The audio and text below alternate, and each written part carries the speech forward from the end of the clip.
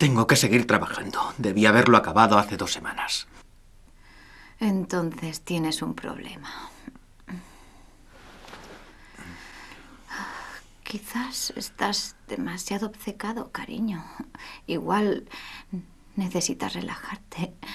Ya sabes lo que dicen, lo que va bien para desbloquearse. Ya estamos otra vez. ¿Por qué insistes en ello? ¿Por qué insistes en distraerme? ¿Distraerte? ¿Esa es la forma en que me tratas? Eres un cerdo arrogante. Empiezo a estar cansada de esta mierda.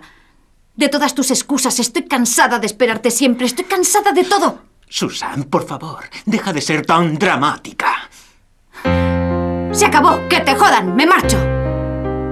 Nos vemos en el ensayo.